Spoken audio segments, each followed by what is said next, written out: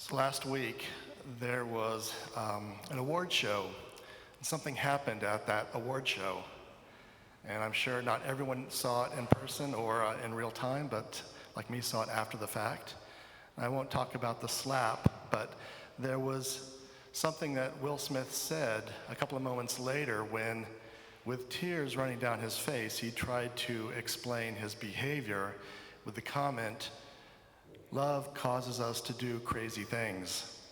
And I remember my knee-jerk reaction at the moment that I heard that was, I think my eyes rolled a bit, and I thought to myself, yeah, that's not love that made you do that, unless it's self-love, maybe pride.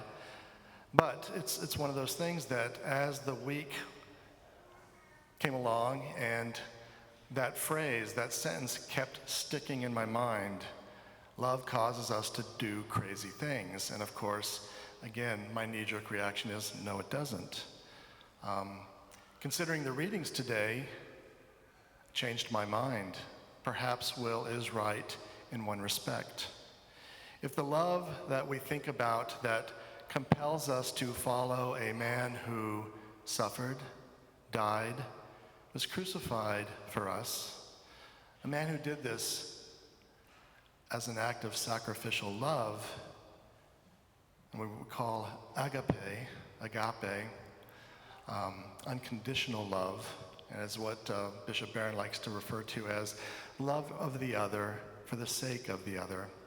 When we think of love in those terms, then perhaps Will Smith is right. That kind of love does cause us to do crazy things.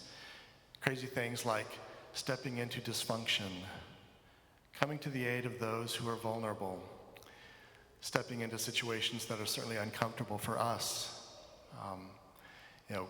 I'm coming up on being here at St. Rita for 2 years, and as the masks are coming down, I'm starting to get to know the parishioners more and more, and also the different ministries that go on here at St. Rita. And a couple in particular make me think about this particular phrase. First being the folks who are part of the St. Vincent de Paul Society, the Vincentians. One of my first experiences in this particular group, you're making these home visits to these folks who are in need. And again, when we talk about this kind of love making us do crazy things, you will go to parts of Dallas that you wouldn't be caught dead in, places that are depressing, places that feel unsafe, that are scary, that are not normal, but they are normal for a lot of folk in Dallas. And I'll recall this particular first visit. This particular gentleman needed help with his electrical bill. This was during the holidays, and coming to his home, driving through this neighborhood in West Dallas, the house is on cinder blocks, on piers. Obviously, there's been a little bit of foundation work, and coming into the home, it was colder inside than it was outside. You could see all the open framing, the siding on the other side, very little drywall, and because of issues with the home, all the gas plumbing penetrations broke, so gas was shut off. So the only way that this man had to basically heat his home was to get some space heaters from Home Depot and plug them into the couple of outlets that he had throughout the home. And that's how he heated his home. But I will tell you, and I think if you ask any Vincentians who are here at St. Rita, though the need is important and attending to that need is important, it's really that one-on-one being present to someone. That's where the magic happens.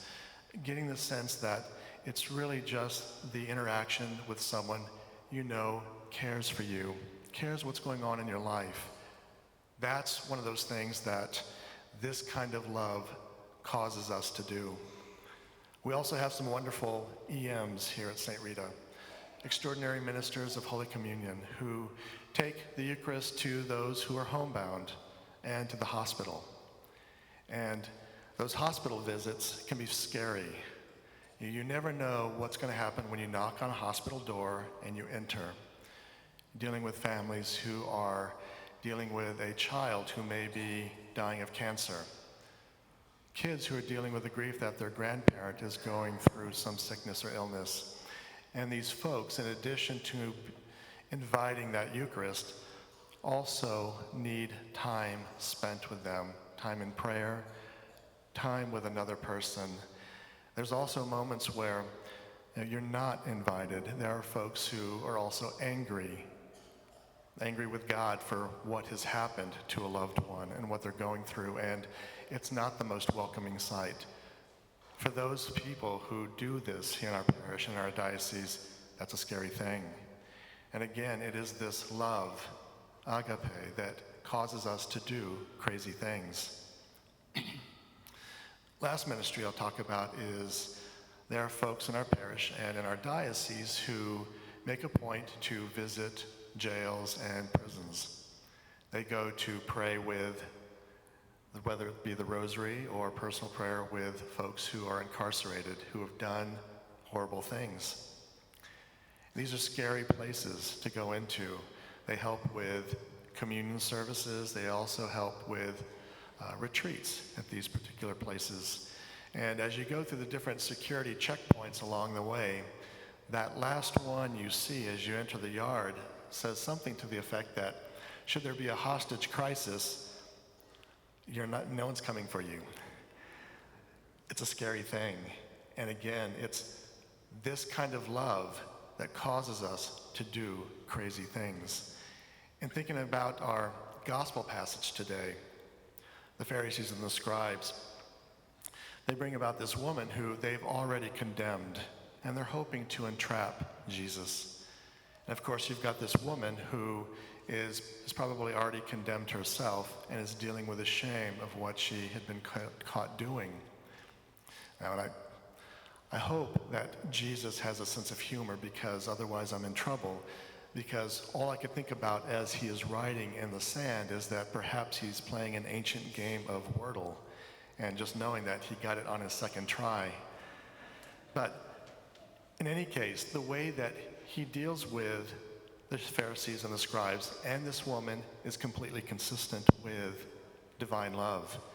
For the betterment of these men, he doesn't call out anyone. He basically makes a suggestion. He who has not sinned, cast the first stone. And of course, it's that kind of suggestion that is not threatening, but it invites us to consider redirecting our judgment.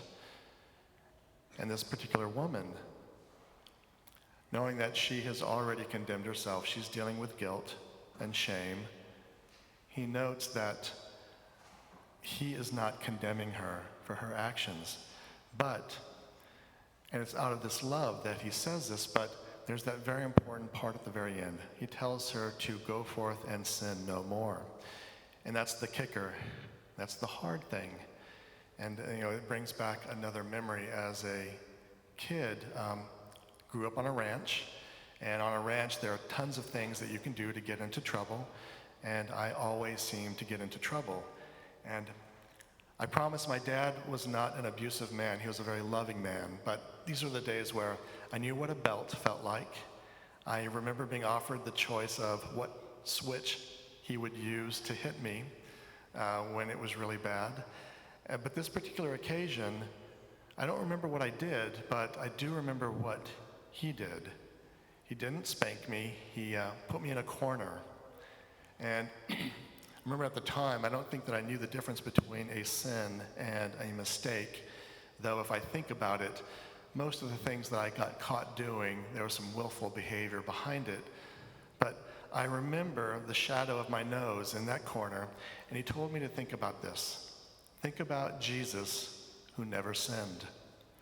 And I remember as a child, I must have been maybe 6, 7, maybe 8, and I remember thinking, that's impossible. It just blew my mind. I couldn't imagine that a person existed who never sinned. And I remember, even though that was 45 years ago, in my heart what was going on, and it wasn't, what can I do to be more Christ-like? Instead, it was more about, this Jesus guy is ruining it for the rest of us, because it's impossible not to sin. And so reading this comment at the end of the gospel today, it's one of those things that as I've gone from belief to non-belief to back to belief, that that thought has kind of come back and forth throughout my life, and I've kind of landed on a particular spot, and Father, I hope I'm not being heretical in what I say, but when we think about God from a Christian perspective, when we think about God that is not contingent upon anything else, meaning God did not come from anything else. God is existence, and God is love. And as Bishop Barron often reminds us, our existence, he says, is born out of love for us. And we learn that Jesus Christ is love. And in all four Gospels, there are plenty of passages that deal with this description of how Jesus constantly lives out this divine love for us, agape. And when I go back and I think about my own life and think about all the things that I've done and things that I regret, I also try to think about those moments where I chose to love in this fashion. And I can honestly say that whenever I've done that, I have never committed a sin. So it makes sense that I now understand how Christ can go through life committing no sin, because he constantly lived his life with this sacrificial love, choosing this sacrificial love for us in all situations. And this is what he's calling us to do. And so it's not that we can't do it, but it's remembering that if we choose to love in this fashion, don't be surprised. It's going to make you do some crazy things. Amen.